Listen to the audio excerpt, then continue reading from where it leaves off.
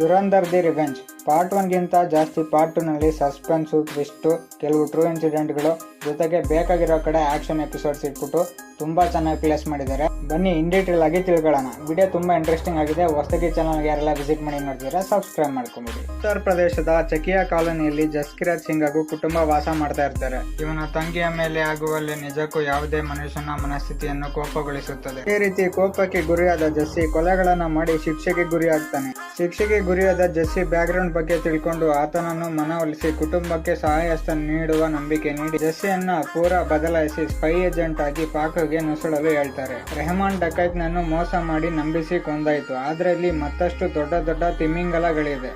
ಈಗ ಅಲ್ಲಿ ಉಳಿದುಕೊಂಡಿರೋದು ಉಜೇರ್ ಬಲೋಚ್, ರೆಹಮಾನ್ ಡಕೈತ್ ನ ಬಲಗೈ ಬಂಟ. ಈತನನ್ನ ಹಮ್ಜಾ ಉತ್ತೇಜಿಸಿ ಲಿಯಾರಿಯನ್ನ ಮತ್ತೆ ದೊಡ್ಡ ಮಟ್ಟದಲ್ಲಿ ಕಬ್ಜಾ ಮಾಡೋಕೆ ಉಜೇರ್ ಬಲೋಚ್ ನ ಹಮ್ಜಾ ತಯಾರು ಮಾಡ್ತಾನೆ. ನಂತರ ಬಾಬು ಡಕೈತ್ ನ ಹೇಗೆ ರೋಡ್ ನಲ್ಲಿ ಹೊಡೆದ್ರು ಅಲ್ವಾ, ಅದಕ್ಕಿಂತ ಬರ್ಬರವಾಗಿ ಅರ್ಷದ್ ಪಪ್ಪುನ ಹಮ್ಜಾ ಮತ್ತೆ ಉಜೇರ್ ಸೇರ್ಕೊಂಡು ಹೊಡಿತಾರೆ. ಮತ್ತೊಂದು ಕಡೆ ಪಾಕ್ ನವರು ಕಡಿಮೆ ಬಜೆಟ್ ನಲ್ಲಿ ಡ್ರಗ್ ಮಾಲುಗಳನ್ನ ತಂದು ಹೇಗೆ ಭಾರತದವರನ್ನೇ ಉಪಯೋಗಿಸಿ ಭಾರತದಲ್ಲೇ ದುಬಾರಿ ಬೆಲೆಗೆ ನಗರದ ಮೂಲೆ ಮೂಲೆಗಳಲ್ಲಿ ಮಾರಿ ಬಂದ ಹಣವನ್ನ ಹೇಗೆ ತಮ್ಮ ಸ್ವಂತ ಟೆರರಿಸ್ಟ್ ಆಕ್ಟಿವಿಟಿಗೆ ಫಂಡ್ ಆಗಿ ಮಾಡ್ಕೊಂತಿದ್ರು ಅನ್ನೋದನ್ನ ತುಂಬಾ ಕ್ಲಿಯರ್ ಕಟ್ ಆಗಿ ಜನರಿಗೆ ತಿಳಿಸಿದ್ದಾರೆ. ನಿಜಕ್ಕೂ ಭಾರತದಲ್ಲೇ ಎಂತೆಂತ ದೇಶದ್ರೋಹಿಗಳು ಇದ್ರು ಅನ್ನೋದನ್ನು ಕೂಡ ನೋಡಬಹುದಾಗಿದೆ. ದೊಡ್ಡ ಟ್ವಿಸ್ಟ್ ಏನಂದ್ರೆ ನವೆಂಬರ್ 8, 2016 ಮೋದಿ ಅವರು 500 ಮತ್ತು 1000 ನೋಟ್ ನ ಬ್ಯಾನ್ ಮಾಡಿದ್ರು.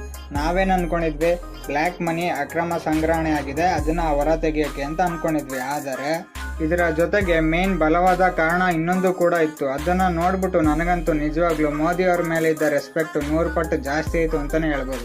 ಯಾಕಂದ್ರೆ ಟೆರರ್ ಫಂಡ್ಗೆ ಇಲ್ಲೀಗಲ್ ಆಗಿ ಕ್ಯಾಶ್ ಟ್ರಾನ್ಸಾಕ್ಟ್ ಆಗ್ತಿತ್ತು, ಇದನ್ನ ತಡಿಬೇಕಾಗಿತ್ತು. ಜೊತೆಗೆ ಮೋಸದ ಕ್ಯಾಶ್ ವ್ಯವಹಾರ ನಿಲ್ಲಿಸಿ UPI ಟ್ರಾನ್ಸಾಕ್ಷನ್ ನ ಹೆಚ್ಚಿಸಿ ದೇಶವನ್ನ ಭದ್ರತೆಗೊಳಿಸಬೇಕಾಗಿತ್ತು. ಇದು ಮೋದಿ ಅವರ ಪ್ಲಾನ್ ಆಗಿತ್ತು. ಮತ್ತೊಂದು ಕಡೆ ಮೇಜರ್ ಇಕ್ಬಾಲ್, ಬಡಾ ಸಾಬ್ ದೊಡ್ಡ ತಿಮಿಂಗಲಗಳು ದೊಡ್ಡ ದೊಡ್ಡ ಪ್ಲಾನ್ಗಳನ್ನ ಮಾಡ್ತಾ ಇರ್ತಾರೆ.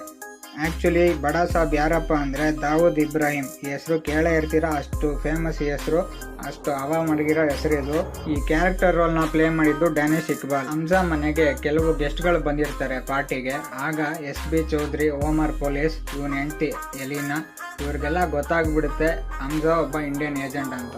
ಇದರ ಮಧ್ಯದಲ್ಲಿ ಹಮ್ಜಾನ ಉಳಿಸೋಕೆ ಆಲಂ ಬೈ ಮಾಡುವ ತ್ಯಾಗದ ಕತೆ ಅವರಿಗೆ ಸೆಲ್ಯೂಟ್ ಮಾಡ್ಬೇಕನ್ಸುತ್ತೆ. ನಿಜವಾಗ್ಲು ಇಂಥ ದೇಶದ್ರೋಹಿಗಳ ಮಧ್ಯೆ ಇಂಥ ದೇಶ ಪ್ರೇಮಿಗಳು ಇರ್ತಾರೆ ಅನ್ನೋದನ್ನ ಆ ಸೀನಲ್ಲಿ ನೋಡಿ ತಿಳ್ಕೊಬಹುದು. ಹಮ್ಜಾ ಬಡಾ ಸಾಬ್ಗೆ ಒಂದು ಮುಹೂರ್ತ ಇಡ್ತಾನೆ, ಅದು ಜಸ್ಟ್ ಮಿಸ್ ಆಗುತ್ತೆ. ನೆಕ್ಸ್ಟ್ SB ಚೌಧರಿ ಟ್ರೈ ಮಾಡ್ತಾನೆ, ಅದಂತೂ ನೆಕ್ಸ್ಟ್ ಲೆವೆಲ್.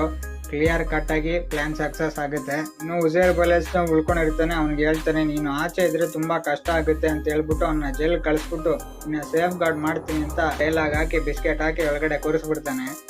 ಕೊನೆಯದಾಗಿ ಮೇಜರ್ ಇಕ್ಬಾಲ್ ಕೈಗೆ ಸಿಗಾಕೊಂಡು ಹಮ್ಜಾ ಸ್ವಲ್ಪ ಒದಾಡ್ತಾನೆ ಅಂತಾನೆ ಹೇಳ್ಬೋದು. ತಾನ್ ಮಾಡಿರೋ ಪ್ಲಾನ್ ಬರೋಕ್ಕೋಸ್ಕರ ಸ್ವಲ್ಪ ಹೊತ್ತು ಕಾಯ್ದು ಆಮೇಲೆ ಹುಚ್ಚನಾಗಿ ಹೊಡೆದಂಗೆ ಹೊಡಿತಾನೆ ಇಕ್ಬಾಲ್ಗೆ. ಇಂತಹ ಸ್ಟೋರಿ ಥೀಮ್ ಇರೋ ಸಿನಿಮಾಗಳು ಇನ್ ಮುಂದೆ ಬರ್ತಾನೆ ಇರಬೇಕು, ನಾವು ನೋಡ್ತಾನೆ ಇರಬೇಕು, ಸಪೋರ್ಟ್ ಮಾಡ್ತಾನೆ ಇರಬೇಕು ಅನ್ಸುತ್ತೆ. ನಿಜವಾಗ್ಲೂ ಇಂಡಿಯಾದಲ್ಲಿ ಹುಟ್ಟಿರೋಕೆ ನಾವು ಜನ್ಮ ಪುಣ್ಯ ಮಾಡಿದೀವಿ ಅಂತಾನೆ ಹೇಳ್ಬೋದು. ಲಾಸ್ಟ್ 20 ಮಿನಿಟ್ಸ್ ಅಂತೂ ಟ್ವಿಸ್ಟ್ ಮೇಲೆ ಟ್ವಿಸ್ಟ್ ನೀವೇನ್ ಅನ್ಕೊಂತೀರಾ ಅದಾಗ್ತಾ ಇರಲ್ಲ, ಆ ಲೆವೆಲ್ ಇದೆ ಫಿಲಮ್ ಅಂತೂ. ಇದಾಗಿತ್ತು ದುರಂಧರ್ ದಿ ರಿವೆಂಜ್ ಸಿನಿಮಾದ ಇನ್ ಡೀಟೇಲ್ ರಿವ್ಯೂ. ಈ ವಿಡಿಯೋ ಇಷ್ಟ ಲೈಕ್ ಮಾಡಿ, ಇನ್ನೂ ಸಬ್ಸ್ಕ್ರೈಬ್ ಮಾಡ್ಕೊಳ್ಳಿ. Press the bell icon to get all notifications. Thank you.